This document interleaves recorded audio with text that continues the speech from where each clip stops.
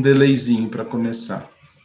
Agora sim, então começando oficialmente, hoje é dia 3 de novembro de 2020, são 18 horas e 4 minutos, nós vamos dar início à nossa segunda reunião do IDDT, que é o nosso grupo de pesquisa, que tem o objetivo de investigar, pesquisar e propor soluções sobre o tema igualdade, diversidade, democracia e tributação, tá certo? Eu estava propondo informalmente, antes da gente começar a gravação, a criação de um grupo no WhatsApp, que aí facilita bastante a nossa comunicação daqui para frente, né? Então, vocês, por gentileza, coloquem aqui no chat o número do celular, tá? Que vocês queiram usar para colocar no grupo, e aí eu formo o grupo e a gente vai se comunicando, facilita, tá certo? Então, vou propor aqui, eu já vou até colocar o meu.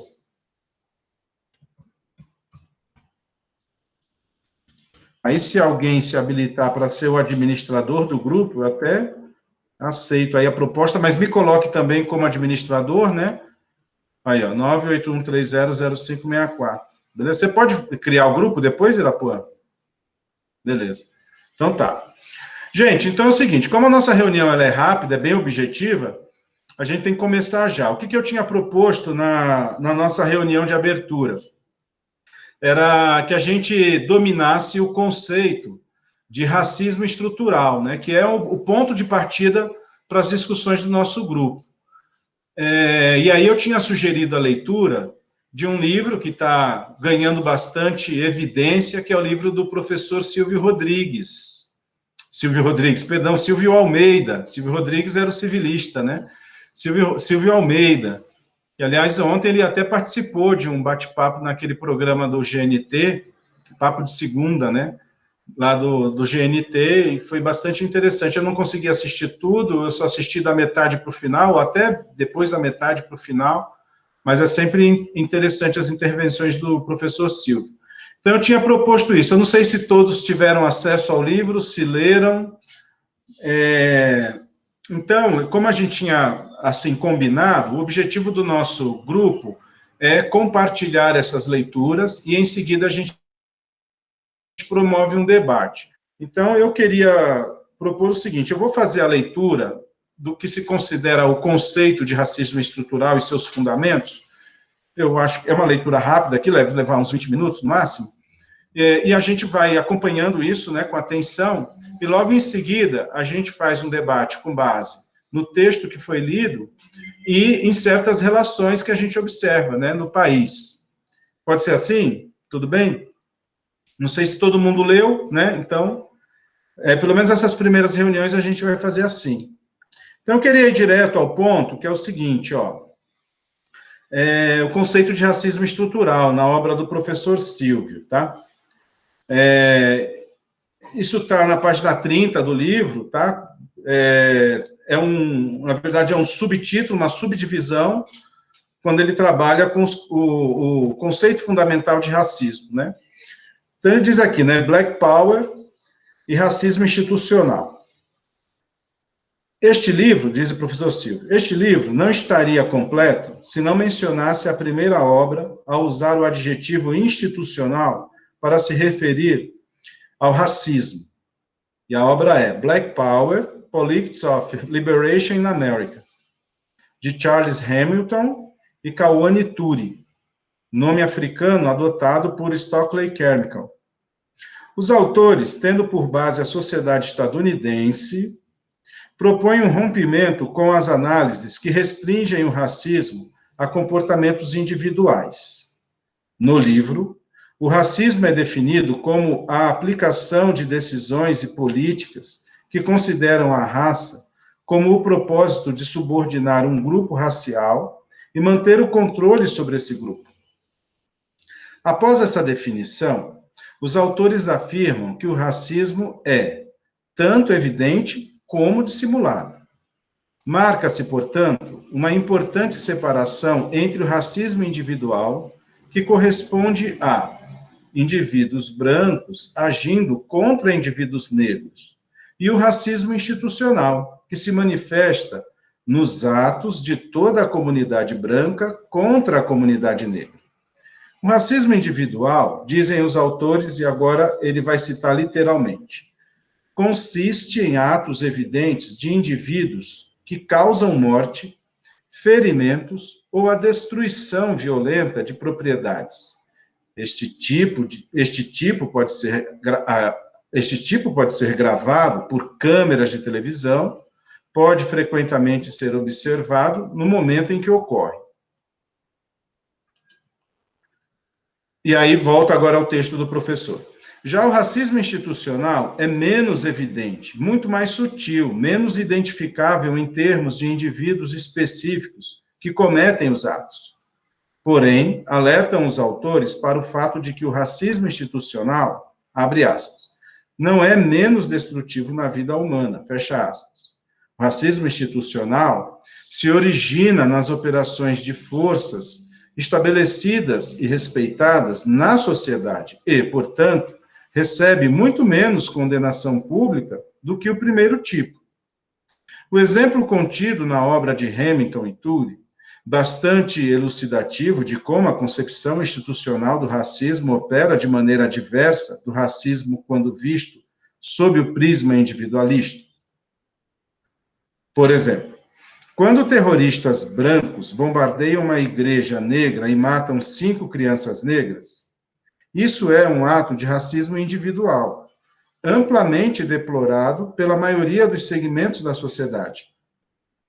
Mas quando essa mesma cidade, Birmingham, Alabama, 500 bebês negros morrem a cada ano por causa da falta de comida adequada, abrigos e instalações médicas, e outros milhares são destruídos e mutilados física, emocional e intelectualmente por causa das condições de pobreza e discriminação na comunidade negra, isso é uma função do racismo institucional. Quando uma família negra se muda para uma casa em um bairro branco e é apedrejada, queimada ou expulsa, eles são vítimas de um ato manifesto de racismo individual, que muitas pessoas condenarão, pelo menos em palavras. Mas é o racismo institucional que mantém os negros presos em favelas dilapidadas, sujeitas às pressões diárias de exploradores, comerciantes, agiotas e agentes imobiliários discriminatórios. Agora volta ao texto do professor. A contribuição de Charles Hamilton e Kawane Turi é decisiva, na medida em que demonstra que o racismo é um dos modos pelo qual o Estado e as demais instituições estendem o seu poder sobre toda a sociedade. As relações raciais, particularmente nos Estados Unidos, realidade analisada pelos autores, não seria um dilema, porque os brancos não se encontram dilacerados e torturados pelo conflito entre sua devoção ao credo americano e seu comportamento real. Não existe dilema americano no que tange às relações raciais, porque, segundo os autores, os negros estadunidenses, apesar de formalmente cidadãos dos Estados Unidos, não deixam de ser sujeitos coloniais em relação à sociedade branca. O racismo institucional, na visão de Hamilton e Turi, é uma versão peculiar do colonialismo. Outro ponto a ser evidenciado no livro, e que viria a se tornar um destaque nos estudos sobre o caráter institucional do racismo, é a ideia de que as instituições são fundamentais para a consolidação de uma supremacia branca ou, dito de maneira mais ampla, da supremacia de um determinado grupo racial. Dizem os autores que a comunidade negra foi criada e dominada por uma combinação de forças opressoras e interesses específicos na comunidade branca. A afirmação dos autores não pode ser entendida como se houvesse uma ação deliberada de todos os brancos contra os negros, pois isto colocaria novamente o racismo no campo comportamental, ainda que um comportamento de grupo. O que os autores destacam é o fato de que as instituições atuam na formulação de regras e imposição de padrões sociais que atribuem privilégios a um determinado grupo racial, no caso, os brancos. E um exemplo disso é a exigência de, abre aspas, boa aparência para se candidatar a uma vaga de emprego, que simultaneamente é associada a características estéticas próprias de pessoas brancas. Ou seja, no caso do racismo antinegro, as pessoas brancas, de modo deliberado ou não beneficiárias das condições criadas por uma sociedade que se organiza baseando-se em normas e padrões prejudiciais à população negra. Desculpem. Ou seja, no caso do racismo antinegro, as pessoas brancas, de modo deliberado ou não, são beneficiárias das condições criadas por uma sociedade que se organiza baseando-se em normas e padrões prejudiciais à população negra. Por esse motivo, Hamilton e Turi chamam a atenção para o fato de que sempre que a demanda negra for por mudança, se torna forte. Ou seja, sempre que as normas e padrões que constituem a supremacia branca for desafiada, a indiferença em relação às precárias condições de vida da população negra será substituída por uma oposição ativa, baseada no medo e no interesse próprio. E agora uma complementação sobre esse ponto, né? Concepção estrutural.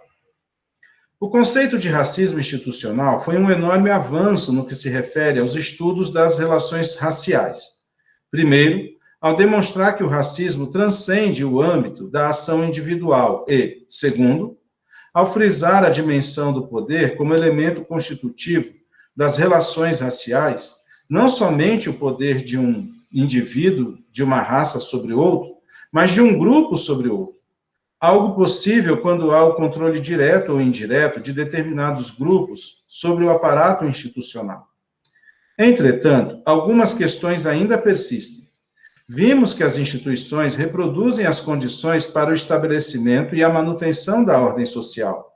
Desse modo, se é possível falar em um racismo institucional, significa que a imposição de regras e padrões racistas por parte da instituição é, de alguma maneira, vinculada à ordem social que ela visa resguardar.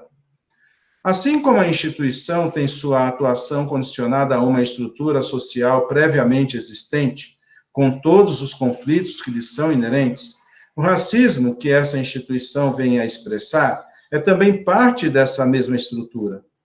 As instituições são apenas a materialização de uma estrutura social ou de um modo de socialização que tem o racismo como um dos seus componentes orgânicos. Dito de modo mais direto, as instituições são racistas porque a sociedade é racista. Esta frase, aparentemente óbvia, tem uma série de implicações. A primeira é a de que, se as instituições cujos padrões de funcionamento redundam em regras que privilegiam determinados grupos raciais, é porque o racismo é parte da ordem social. Não é algo criado pela instituição, mas é por ela reproduzido. Mas que fique a ressalva já feita. A estrutura social é constituída por inúmeros conflitos de classe, raciais, sexuais, etc. O que significa que as instituições também podem atuar de maneira conflituosa, posicionando-se dentro do conflito. Em uma sociedade em que o racismo está presente na vida cotidiana, as instituições que não tratarem de maneira ativa e como um problema a desigualdade racial, irão facilmente reproduzir as práticas racistas já tidas como normais em toda a sociedade. É o que geralmente acontece nos governos, empresas e escolas, em que não há espaços ou mecanismos institucionais para tratar de conflitos raciais e sexuais.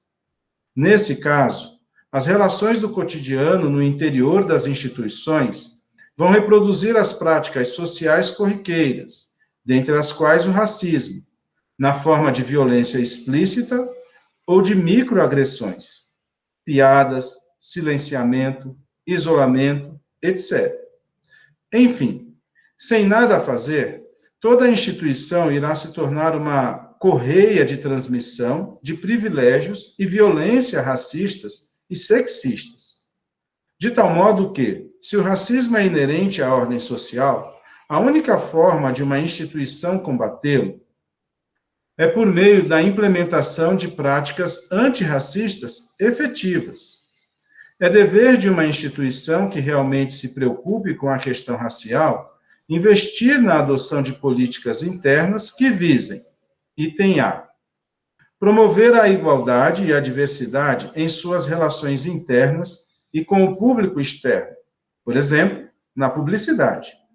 Letra B, remover obstáculos para a ascensão de minorias em posições de direção e de prestígio na instituição. Letra C, manter espaços permanentes para debates e eventual revisão de práticas institucionais. Letra D, promover o acolhimento e possível composição de conflitos raciais e de gênero. A segunda consequência é que o racismo não se limita à representatividade.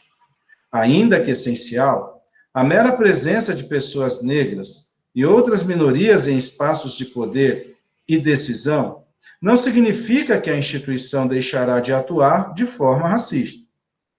A ação dos indivíduos é ordenada e, muitas vezes, só é possível por meio das instituições, sempre tendo como pano de fundo os princípios estruturais da sociedade, como as questões de ordem política, econômica e jurídica. Isso nos leva a mais duas importantes e polêmicas questões. Item 1. A supremacia branca no controle institucional é realmente um problema, na medida em que a ausência de pessoas não brancas em espaços de poder e prestígio é um sintoma de uma sociedade desigual e, particularmente, racista. Portanto, é fundamental para a luta antirracista que pessoas negras e outras minorias estejam representadas nos espaços de poder, seja por motivos econômicos e políticos, seja por motivos éticos. Mas seria tal medida suficiente? É uma prática antirracista efetiva manter alguns poucos negros em espaços de poder em que um compromisso com a criação de mecanismos institucionais efetivos de promoção da igualdade? Faz aqui, na verdade, uma questão, né? Eu vou reler porque não ficou correta a entonação. Cadê? É uma prática antirracista efetiva manter alguns poucos negros em espaços de poder sem que haja um compromisso com a criação de mecanismos institucionais efetivos de promoção da igualdade? 2. A liderança institucional de pessoas negras basta quando não se tem poder real, projetos e ou programas que possam, de fato, incidir sobre problemas estruturais, como as questões da ordem da economia, da política e do direito. Em resumo, o racismo é uma decorrência da própria estrutura social, ou seja, do modo normal com que se constituem as relações políticas, econômicas, jurídicas e até familiares, não sendo uma patologia social e nem um desarranjo institucional. O racismo é estrutural. Comportamentos individuais e processos institucionais são derivados de uma sociedade cujo racismo é regra e não exceção. O racismo é parte de um processo social que ocorre, abre aspas, pelas costas dos indivíduos e lhes parece legado pela tradição, fecha aspas. Nesse caso, além de medidas que coíbam o racismo individual e institucionalmente, torna-se imperativo refletir sobre mudanças profundas nas relações sociais, políticas e econômicas.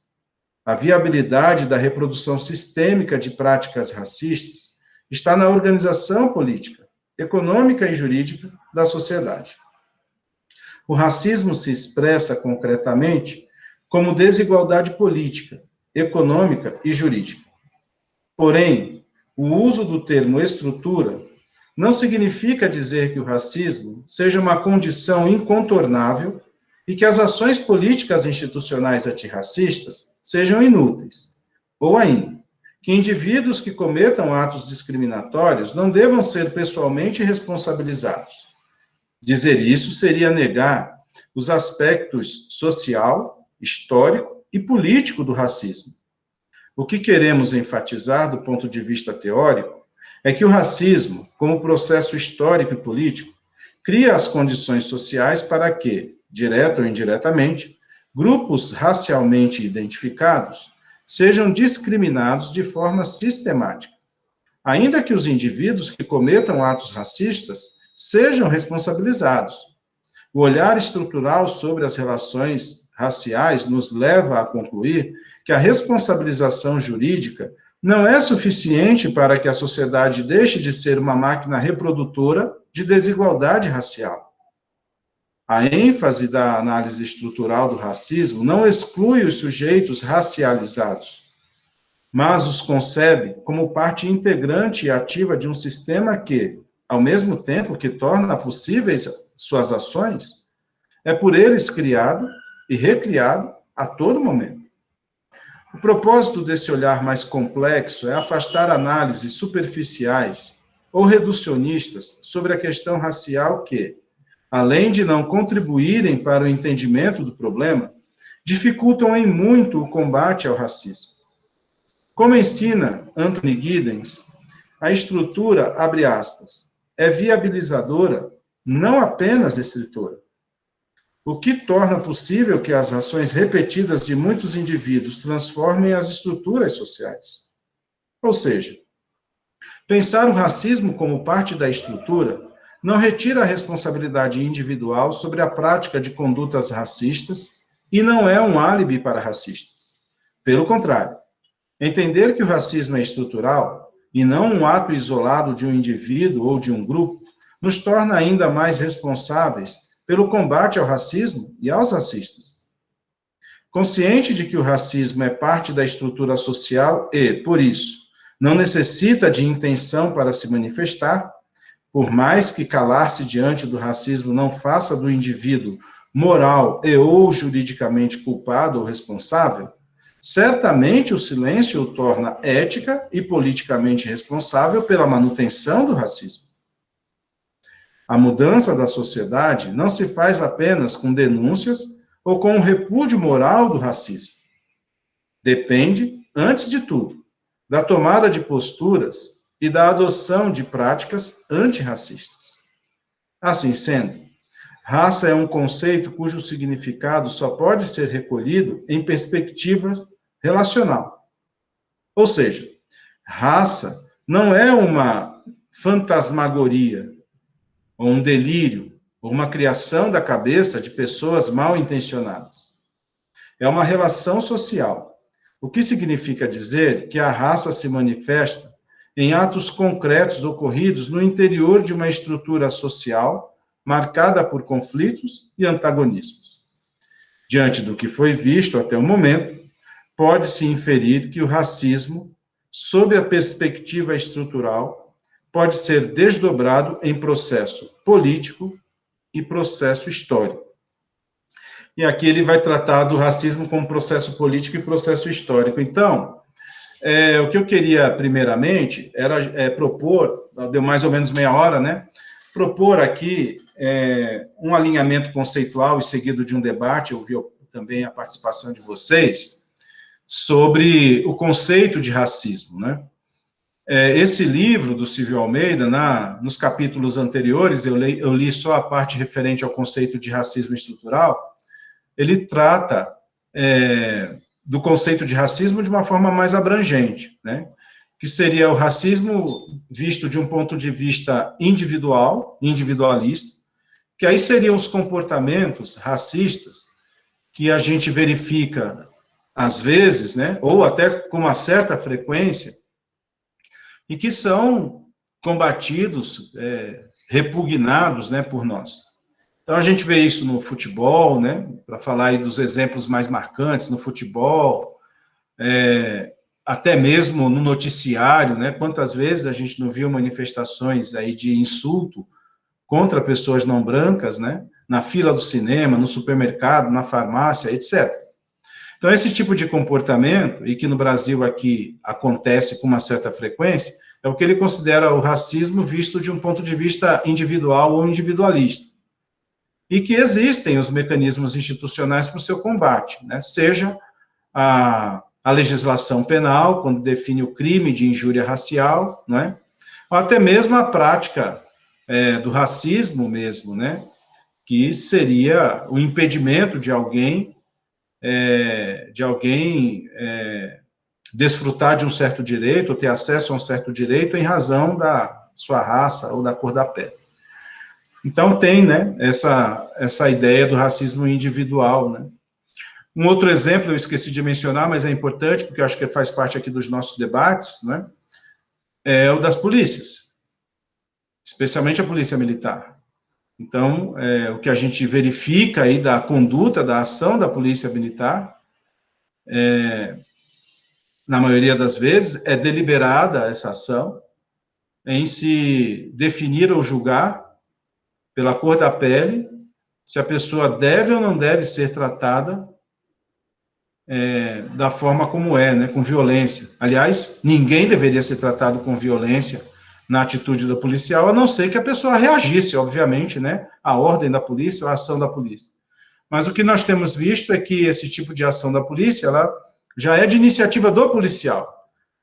Não sei, é uma coisa que a gente precisa investigar, se isso já faz parte do treinamento que o policial recebe na academia, já é um tratamento preconceituoso, ou se ele, depois que se torna policial, passa a ter esse olhar preconceituoso, ou se ele já era preconceituoso e, quando passou pela academia de polícia, somente reforçou esse olhar preconceituoso que ele tem da sociedade, especialmente de negros e negras, quando ele vai atuar como policial. Então, eu queria pontuar, porque eu dei alguns exemplos aqui mais softs, né, mas o da polícia, a meu ver, é um dos mais graves. Bom, então, feita essa consideração, né, que ele fala lá do racismo individual, que é esse comportamento que a gente pode considerar até certo ponto patológico, né, da conduta humana, e criminoso, o outro conceito é o do racismo estrutural, né, que como a gente viu aqui, pelo que o texto do Silvio aponta, ele é diferente. E ele é mais complexo mesmo, porque ele é uma reprodução de um modo de ser da sociedade. Por isso que ele está na estrutura institucional. Então, a gente vai ver esse racismo institucional reproduzido nos 3 poderes da República, e aquilo que a gente falava na aula passada, né? Se a gente vai ver assim um take, né? Ver lá um retrato de uma sessão do Congresso Nacional, a gente vai ver que o Congresso Nacional é composto, na sua imensa maioria, de homens e brancos. Aí você vai ver ainda uma pequena parte de mulheres, mas mulheres brancas. E uma mínima parte ainda de homens negros. E uma menor parte ainda, que seria de mulheres negras. Então, quer dizer, numa sociedade como a brasileira, extremamente diversificada, com uma composição étnica, em que a presença do negro influencia bastante, né? Quer dizer, mais da metade da população brasileira se declara de negros e pardos. E, no entanto, nessas instituições, eu falei só do Congresso Nacional, a gente não vê essa representatividade. O mesmo ocorre no Poder Executivo. Se a gente pegar o Poder Executivo Federal, não há nenhum ministro negro. E nos cargos de secretários, né, nas secretarias especiais, eu acho que, com exceção da Fundação Palmares, né, que é uma secretaria, acho que do Ministério não, da Secretaria de Direitos Humanos, o chefe, o titular é negro. Mas, quer dizer, é apenas, né, no contexto de vários órgãos em que não se vê essa representatividade. E no Judiciário nem se fala, né, nós tivemos no Supremo Tribunal Federal um ministro negro, né, que foi o ministro Joaquim Barbosa, mas depois isso não se repetiu. E se a gente for baixando também os graus de jurisdição, no STJ a gente encontra que é o ministro Benedito Gonçalves, e depois, nos demais tribunais, essa representatividade também não é muito significante. Então, falando de poder público, e na iniciativa privada, igualmente. A gente vai ver as lideranças empresariais, os presidentes de associações, né, da indústria, do comércio, do serviço, etc. A gente não vê essa representatividade também. Então, é isso que ele está querendo mostrar, né, que o racismo estrutural ele é muito mais complexo, porque ele vai reproduzindo, por meio das instituições, um modo de ser da sociedade, que é de exclusão de pessoas não brancas. Lembrem-se que o propósito do nosso grupo não é discutir só o racismo em relação ao negro ou negras. Nós vamos discutir também outras minorias que são excluídas e também vamos discutir gênero. Mas a gente está começando por esse, porque esse é um conceito mais evidente, mais fácil da gente lidar e conceituar, e ele vem se reproduzindo por um processo histórico que vem desde a escravidão e a abolição da escravidão, e isso até hoje não se resolveu na sociedade brasileira. Então, é essa diferenciação dos conceitos, né? O conceito de racismo estrutural, ele está entranhado na própria estrutura da sociedade, e isso é muito mais complexo do que esses atos de racismo individual que a gente verifica com uma certa frequência e que nos causa repulsa. E eu tenho certeza que causa repulsa em todos nós aqui, e em muitas pessoas que não estão nesse debate virtual com a gente, também causa repulsa. Porque individualmente essas pessoas não são racistas. A questão é que o racismo transcende a própria opinião delas. Porque ele vai se enfronhar, ele vai aderir às estruturas da sociedade, às estruturas de poder econômico e político, e assim ele vai se reproduzindo. Então, o que a gente precisa entender esse conceito, para uma vez entendido, a gente não fazer confusão entre os dois, e não feita a confusão, a gente também conceber aqui como é possível, por meio das instituições jurídicas, a gente conseguir, se não erradicar, pelo menos atenuar esse problema nos próximos anos, né? Preparar uma sociedade melhor, né? Para as futuras gerações. Então, eu queria, primeiramente, fazer essa distinção que é feita por eles. Eu não sei se alguém leu aqui o texto, mas tendo lido ou não lido, eu li a parte aqui do conceito. Se você tem algum comentário a fazer, se você quer expressar sua opinião sobre esse assunto, a favor ou contra uma terceira via, a palavra aí é de vocês. Quem quer falar?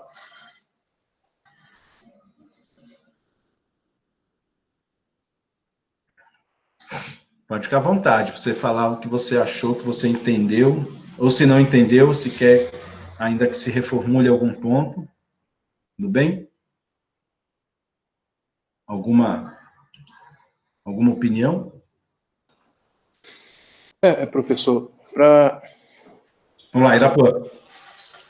Para iniciar aí o debate, quebrar esse gelo, realmente o que se percebe é que esse racismo ele tende a ser, às vezes, uma coisa até involuntária, talvez por influência dessa questão estrutural, né, que o senhor fala, que o livro fala, no caso, né?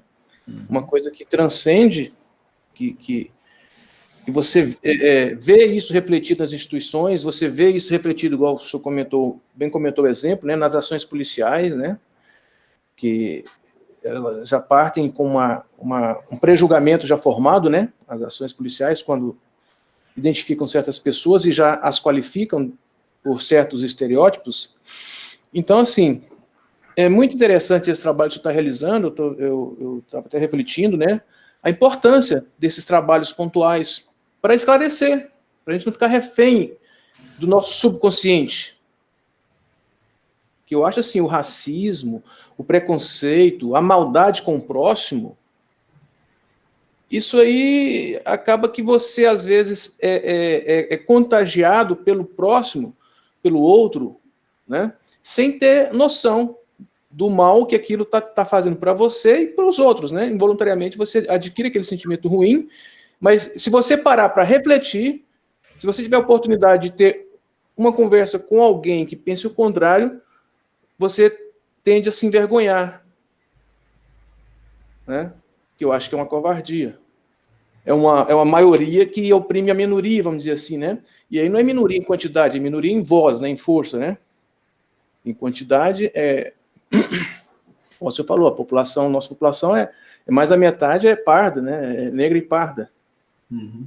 E o que me faz refletir também, né? O que a falta de informação não faz, né, professor? Uhum. A maioria é negra e parda.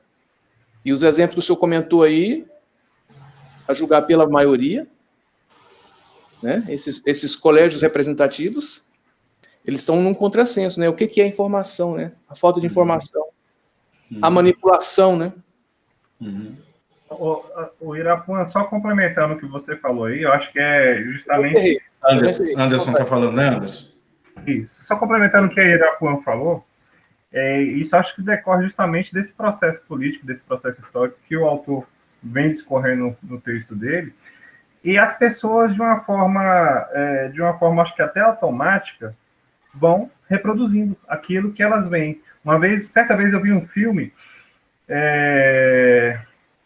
eu vou lembrar o nome do filme antes da gente terminar aqui a exposição de hoje e vou trazer aqui, mas ele foi acho que o primeiro jogador de beisebol negro dos Estados Unidos, e ele sofreu um preconceito muito grande, e em determinado momento do filme retrata uma criancinha pequenininha que não sabia o que é racismo, não sabe o que é racismo, mas apenas reproduzindo o que o pai falava contra aquele jogador negro. Ele estava expressando alguma verborragia, xingando, algum xingamento, alguma coisa contra o jogador, mas a criança olhou o pai falando e começou a repetir aquilo, mas ela não sabe o que é. Então, ela simplesmente repetiu, e eu acho que isso vem justamente do processo histórico, de um processo social, e as pessoas, sem raciocinar, e é o que você falou, se a pessoa para pensar no que está falando ou como ela está agindo, ela se envergonha. Então, assim, não só na polícia, professor, mas eu tenho um colega de tribunal, ele negro, casado com uma branca, e eles estavam viajando para o Rio de Janeiro, e naquela época tinha lançado aquele carro, acho que era o Ômega Suprema, eles estavam viajando e ele levando o sogro branco. E ele estava dirigindo o sogro na frente, a família atrás, e aí eles pararam no Rio de Janeiro, determinado local para abastecer, e aí ele teve que ouvir isso.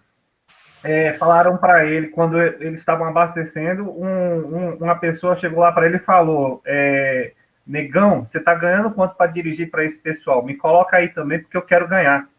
Aí ele, não, rapaz, é a minha esposa. Mentira, rapaz, você está de conversa, você não está querendo dividir com a gente, fala aí. Aí, não, rapaz, ali é a minha esposa. Esse mesmo colega, ele em Maceió, num hotel, na beira da praia, ele foi com a esposa dele até procuradora. Aí, eles estavam na praia, e o apelido dele é até Negão, o nome dele é André, a gente chama ele, as pessoas que têm mais intimidade, André Negão. E ele ficou na praia com as crianças, a esposa voltou pro hotel. Na hora que foi entrar, foram barrar ele, que achavam que ele não estava hospedado. Aí teve que apontar, não, aquela ali é minha esposa. Não, pode deixar ele entrar. Ele já teve que passar esses tipos de constrangimento. Aqui na Polícia do Distrito Federal, na Polícia Militar, a questão que o senhor falou da academia, pelo menos do ano de 2000 para cá, porque eu participei dessa academia no ano de 2000, eu sei que não tem essa orientação, muito pelo contrário. A gente teve aulas para poder evitar essas situações constrangedoras de racismo, aqui no Distrito Federal. Cada estado é de uma forma. E sem se falar dos cursos e as pessoas que passaram pelos cursos anteriores, que influenciam aqueles que estão entrando também. Que efetivamente existe em todos os estados? Existe, mas não, pelo menos aqui no DF de 2000 para cá, não é orientação das academias. Mas é aquela questão que até um coronel falava, isso vem do caldo cultural. As pessoas daquele meio, que na hora que entram, elas tendem a levar o que elas têm como valores para o seu trabalho, para o seu cotidiano, o aspecto do dia a dia, da sua profissão, e acaba, de certa forma, influenciando, e infelizmente influenciando negativamente. Então, era esse acréscimo aí que eu queria fazer na fala do Irapuã, destacando essa questão do aspecto cultural, aspecto social.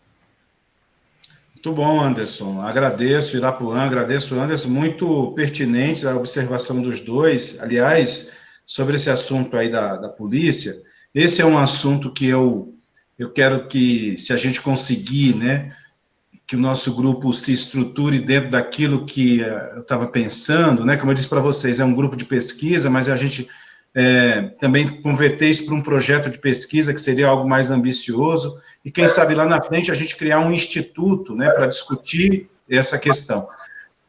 Mas até isso acontecer, eu acho que algumas pessoas a gente pode convidar, como, por exemplo, o comandante da PM, seja aqui do Distrito Federal, seja de outros estados, para a gente ouvir também o outro lado, né? A gente não ficar somente com a nossa percepção, que é mais pautada, né, pelo que a gente vê na imprensa. Então, acho que seria importante. E, até a propósito disso, você disse que, e disse muito bem, tanto o Irapuã quanto o Anderson, que essas manifestações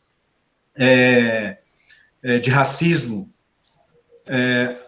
acontecem, às vezes, num certo nível de inconsciência. Quer dizer, não é um nível absolutamente racional, nem que você racionaliza, eu vou me manifestar de forma racista, que seria o racismo individual.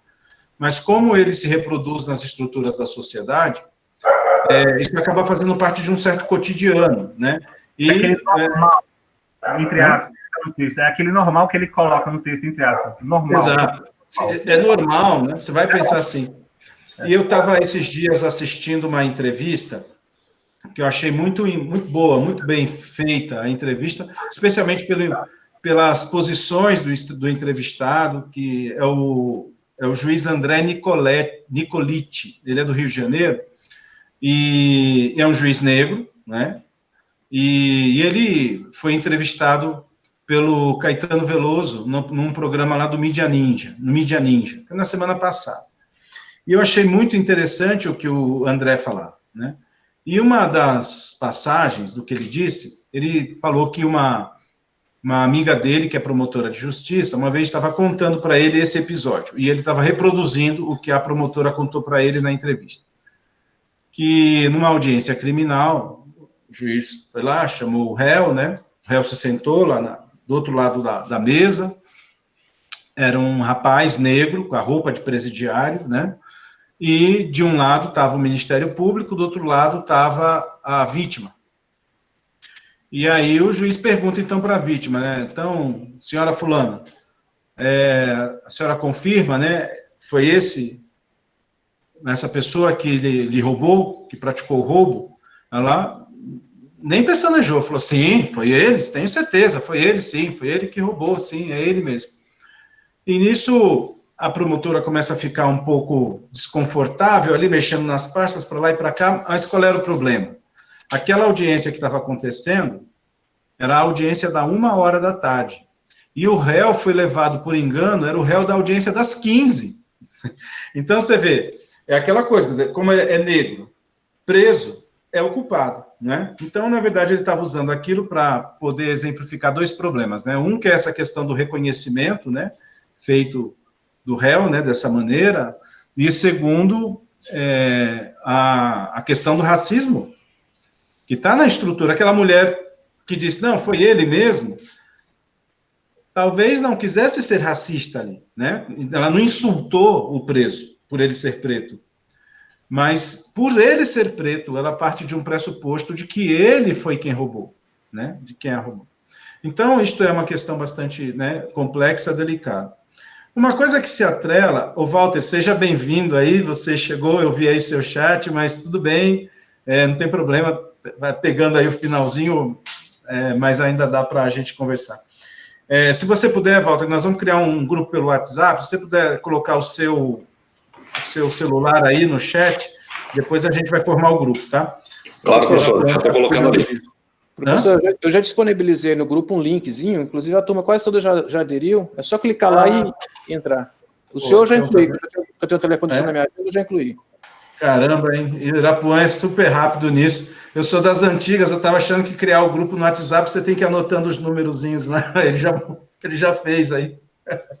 Obrigado. Eu já mandei ali, professor. Tá no chat ali que eu não recebi nenhuma mensagem de um link, nada, então eu vou pedir que me adicione ali, por gentileza. Perfeito, chegou depois. Eu vou reenviar o link aí. Valeu, Irapuã, então, obrigado. Gente, tem uma coisa que está atrelada a essa questão do racismo estrutural, e a gente vai trabalhar com esse tema mais adiante, mas antes nós vamos ver um outro que eu queria, que seria para o encontro da semana que vem, Mas eu queria já acrescentar essa questão do racismo estrutural, porque ele também está muito relacionado, turma, obviamente, não tem como desatrelar a questão econômica. Então, quando a gente pega as estatísticas do IBGE, por exemplo, nós vamos observar que a população negra é a que, na distribuição da renda nacional, é a que tem menos renda. Né? Estatística, não é achômetro, não. Ou seja, as pessoas que se declaram negras, na medida em que se declaram negras, declaram também sua renda, a renda é menor, né, nessas pessoas. Então, existe um componente econômico aí que é grave, né? Então, na medida em que a gente fala que no Congresso Nacional tem uma baixa representatividade de pretos e pretas, de negros ou negras, isso está atrelado a um aspecto econômico. Porque, como vocês sabem, para alguém se eleger deputado, senador, não é barato. Eu não vou usar a palavra investimento, porque não é um investimento. Mas é um custo muito alto se eleger deputado ou senador.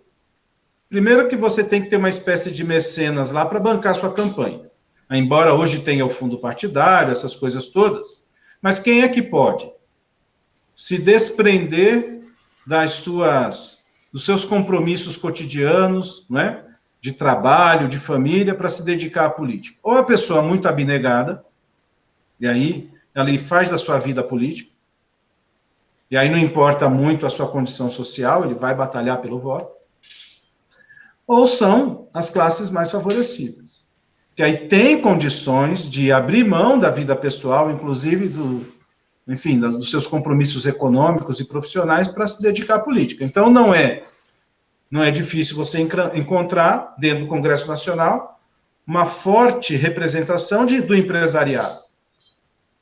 Porque o dono lá do negócio, o empresário, ele pode abrir mão do seu negócio, deixa alguém tocando lá, e ele vai cuidar da vida política.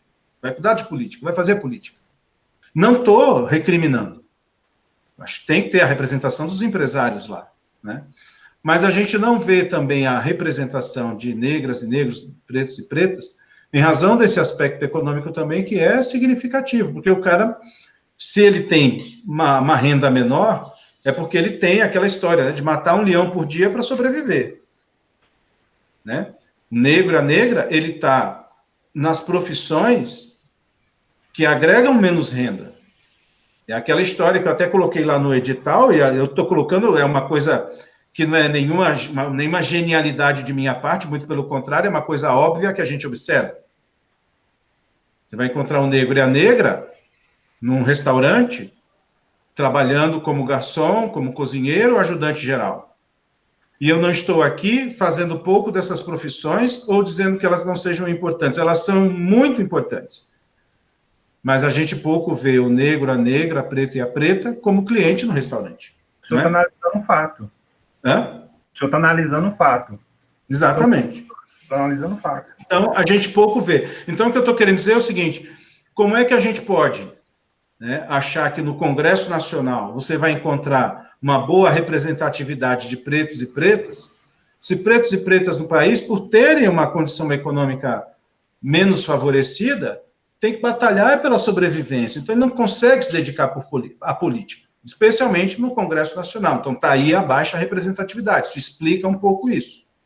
Então, a gente tem um problema de base econômica que precisa ser mais bem resolvido, e por isso que eu estou colocando a questão da tributação como um instrumento eficiente para isso, porque eu acredito que, por meio da tributação, a gente consegue fazer um processo de distribuição de renda mais adequado, não para esta geração, mas para, quem sabe, as próximas, negros e negras tenham ascensão econômica e social, de conseguir disputar os melhores postos de trabalho, os mais remunerados, seja no serviço público, seja na iniciativa privada, e consigam também se dedicar à política, assim como homens brancos conseguem se dedicar à política.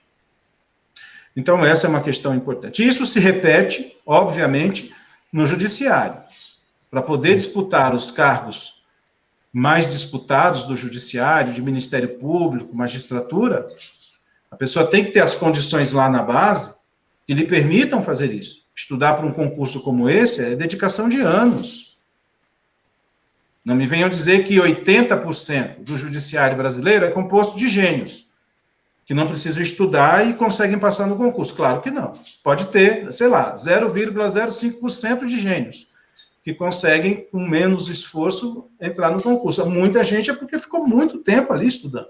E para você se dedicar a isso, você precisa ter condições econômicas financeiras. E o jovem negro, que ainda que ele consiga entrar na faculdade, ele provavelmente estudou com algum tipo de financiamento, ele não vai ter um financiamento para o cursinho ou uma fonte de renda que lhe garanta estudar 3, 4 anos para passar num concurso como esse. Então, daí a ausência de negros no judiciário. Então, tem um fator econômico que a gente precisa colocar aqui na balança e que é muito importante, né? Só acrescentando, não é só nessa questão do judiciário, só um acréscimo, não é só a questão do fator econômico, não tem a questão de discriminação efetivamente. E eu digo isso com relação à promoção para o 2º grau e do 2º grau para os tribunais superiores, porque você não depende da condição econômica para entrar. Lá na base você se esforçou, você ralou, virou juiz, virou promotor. Mas para você conseguir a sua promoção, eu tenho um exemplo que ele é peculiar, Luiz Linda Valois. Luiz Linda Valois é a juíza negra do Brasil. Ela foi a primeira juíza negra do Brasil no TJ Bahia, terra de negros. Então, ali que era para ela ser valorizada efetivamente, onde tem a maioria, ela foi impedida de ser promovida e se aposentar como desembargadora. Era para ela ter sido, e a primeira desembargadora do país negra, esqueci o nome dela, foi uma juíza federal negra aqui do TRF1. Uhum. Maria do Carmo. Maria do Carmo. Luiz Linda Valois foi impedida por perseguição no TJ Bahia. Só conseguiu, na época, eu trabalhava na corregedoria do CNJ, era chefe de gabinete na corregedoria, isso era 2013, eu acho, 2011, uma coisa assim, e aí o CNJ conseguiu obrigar o TJ Bahia a promovê-la ao cargo de desembargadora, mas ela não foi por perseguição dos pares. A grande maioria, quase todos, compostos por brancos. No STJ, nós temos o ministro Benedito, que é negro. Eu já ouvi de pares dele, ombro a ombro, ministros, piadas depreciativas.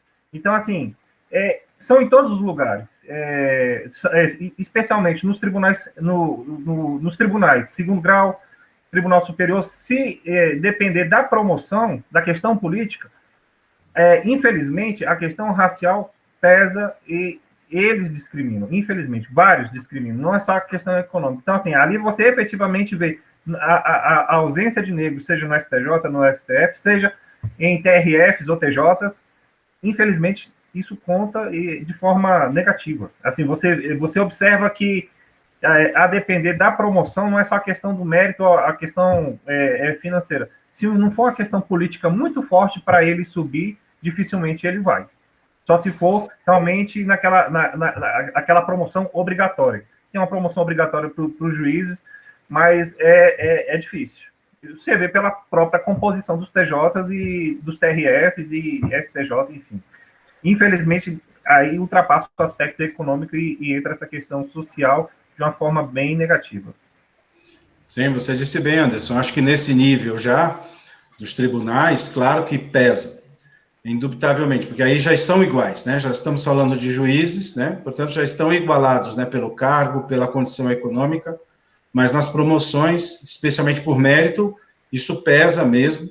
E eu diria até em alguns setores que passam uma impressão de que são menos racistas do que Judiciário, Ministério Público, né? Congresso Nacional, como, por exemplo, Forças Armadas. Forças Armadas costuma enaltecer ou deixar parecer que é uma instituição democrática, né, dentro, obviamente, das regras da caserna, mas que não é racista, até pela forma, até por conta do serviço militar obrigatório, né, que aí entram pretos, brancos, né, não importa, até pela própria historicidade, né, das Forças Armadas. No entanto, a promoção nas Forças Armadas se dá pelo merecimento, né? Até onde eu sei, não sou especialista de Forças Armadas, se tiver alguém aí me esclareça, posso estar falando bobagem, mas se dá pelo merecimento, tempo, claro, né? Leva em consideração patente, essas coisas todas, mas eu acho que o negro consegue chegar, sei lá, até capitão. Você não vai ver negro general. Eu não me lembro, na história de chefes de Forças Armadas, um negro ou uma negra ocupando esses cargos de chefia nas Forças Armadas. E é uma instituição que ele se diz não racista, né? Então, é realmente um problema grave esse de racismo estrutural na nossa sociedade. E que eu acho que o que o livro procura mostrar é que a gente precisa, primeiramente, detectar o problema, né? Então, a gente está detectando o problema. E discutir abertamente o problema, discutir o conceito, né? Para que a gente não tenha um preconceito sobre esse conceito de racismo estrutural, né? Então, é uma coisa importante. E uma sinalização disso, turma, é o seguinte: nós estamos numa universidade católica, em que o objetivo aqui é a pesquisa, né, a mais ampla possível. Esse grupo nasce como uma discussão no âmbito da pós-graduação estrito sensu, no âmbito do mestrado, mas vinculando com a graduação. Claro que é super importante a graduação, porque a gente está formando na base pesquisadores que chegam mais neutros, né? Porque estão na fase da graduação, então super importante. Mas veja, eu desconheço, acho que em toda a instituição, um grupo que se propõe a debater racismo. Porque isso não está nem nas instituições, nem nas escolas. Porque isso acaba sendo uma questão que você olha colateralmente. Ah, tudo bem, discute lá no noticiário, discute numa entrevista ou outra, mas a gente agora tem que sair um pouco do discurso, da pesquisa e entrar na prática. E uma das formas da gente colocar essa discussão em prática é a criação do grupo. Entendeu? Então, quer dizer, aqui a gente vai discutir certos conceitos, vamos formar um conhecimento e depois vamos entregar para a sociedade, e por que não dizer para a própria universidade, o resultado das nossas pesquisas, né? Então, eu estou muito satisfeito, primeiro, com a presença de vocês, né, para um grupo de pesquisa, para falar de racismo, e pela diversidade aqui, né? Colegas negras, negros, brancos, eu acho que, puxa, é por aí, eu acho que o grupo está alcançando seu objetivo. A gente não queria um grupo que fizesse uma linha identitária. Não, nós vamos falar sobre racismo só entre negros. Não. A gente tem que discutir o problema com o problema da sociedade, o problema estrutural da sociedade. Então, por isso que eu acho que é enriquecedor, que foi falado aqui pelo Anderson, pelo Irapuã, extremamente importante. Mas eu queria, antes de a gente programar o que nós vamos fazer daqui a 15 dias, queria ver se alguém quer ainda participar, quer falar alguma coisa sobre esse conceito de racismo estrutural, se ficou compreendido para todos, que é importante para a gente agora partir para outras considerações. Está compreendido aí, todo mundo? Beleza? Alguém mais quer falar, quer emitir sua opinião, gente? Aqui o espaço é aberto, a gente ainda tem alguns minutinhos. Beleza? Bom, então tá. Então é o seguinte, a reunião de hoje era para a gente analisar o conceito de racismo estrutural, a leitura do livro está gravada, né? Eu vou disponibilizar para o grupo a gravação dessa nossa reunião, e aí eu pediria, né, se vocês pudessem reassistir, ouvir, e acompanhar a leitura, e se possível também fazer a leitura do livro, né, que aí as reflexões são outras. O que eu quero propor para a semana que vem é a leitura de um outro texto, que até vou pegar aqui para mostrar para vocês, era para estar aqui do meu lado, desculpem.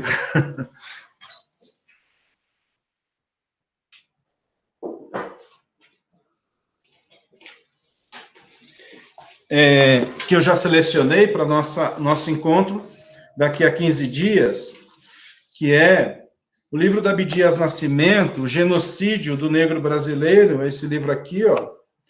E esse livro é interessante, porque é um dos primeiros textos, né, em que se propõe a discutir abertamente Racismo no Brasil, e ele foi apresentado como um artigo, um ensaio, né, para uma conferência que havia habitualmente em Angola, mas ele foi apresentado em 1976, no período da ditadura militar, e o representante brasileiro neste congresso, neste evento, censurou a participação do Abdias, mas isso não o impediu de depois publicar este trabalho, este ensaio, na forma de livro, né? E aí eu queria propor que a gente lesse o capítulo 5, que fala o branqueamento da raça, uma estratégia de genocídio, que é um tema bastante importante, porque vários autores, tanto da sociologia quanto da ciência política, e também os que se dedicam mais ao estudo do tema do racismo no Brasil, apontam que, historicamente, isso talvez ajude a explicar essa ideia de racismo estrutural, no Brasil se concebeu uma política pública genocida, prática de pura eugenia, né, que foi de excluir o negro da possibilidade de ingressar na espiral de prosperidade econômica e social, tirando dele certos direitos, como o de educação, e, obviamente, isso vai refletir no aspecto econômico, e dialoga com o que a gente falou agora há pouco, que são as dificuldades econômicas por parte da maior parte da população negra do Brasil. E o Abdias toca nessa questão, que foi nessa política que foi concebida para chegar nesse objetivo, né? Vamos tentar entender, vamos ler aqui o livro do Abdias, né, as considerações que ele faz. Então, se vocês puderem, né, ler o texto, a gente discute a partir do texto lido, mas vamos contar sempre com aquela, eu acho que é uma dinâmica boa, a gente lê aqui a parte que importa, já entender, e a partir daí fazer a partir daí já fazer o debate. Professor, o capítulo 3, exploração sexual da mulher africana? Não, é o capítulo 5, ó. O branqueamento da raça, uma estratégia Isso, esse aí. Já aqui no Kindle, acho que está uns R$30 pelo Kindle. R$30, pelo Kindle, Na Amazon, Então, capítulo 5, né? Isso. Quem quiser, pode, né, quiser comprar o livro, tá? Beleza? Mas a gente vai fazer a leitura dele aqui, contextualizada, né? É como se faz em grupo de teatro, não sei se vocês já fizeram, eu já fiz teatro antes. Tipo uma leitura dramática, né? Porque aí a gente pega o texto aqui na hora, né?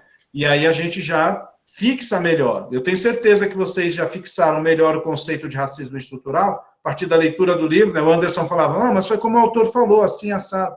Mas se vocês quiserem preparar a leitura antes, fica melhor ainda, né? Que aí aqui a gente faz um debate mais aprofundado. Beleza? Então, nosso próximo encontro é dia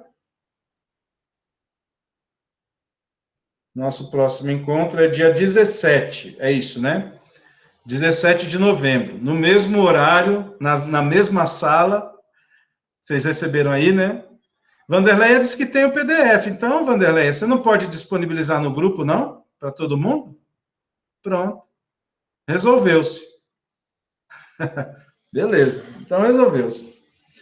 Bom, então, olha, gente, eu quero agradecer a presença, a participação de todos vocês. Chegamos... Diga lá, Irapuã. Eu interrompi o senhor porque é muito importante a minha pergunta. Só para o senhor recapitular, agora que a gente vai ter o livro, qual é o capítulo que é para ser lido? Capítulo 5, cujo título é O Branqueamento da Raça, uma estratégia de genocídio. Ok, obrigado. Beleza? A Mariana está pedindo para ser adicionada ao grupo, aí Irapuã, adiciona a Mariana. Falou aí no chat. Então, agradecer, gente, a participação. A gente vai se falando pelo grupo, qualquer novidade, tá bem? E dia 17 a gente se encontra. Tá joia? Beleza? Então tá, muito obrigado, viu? Obrigado aí pela participação. Parabéns pela participação dos que falaram, se manifestaram. Eu vou encerrar aqui a gravação, tá? Depois eu Valeu, professor. Valeu, Felipe. Abraço. Boa noite. Valeu, professor. Boa noite a todos. Boa noite.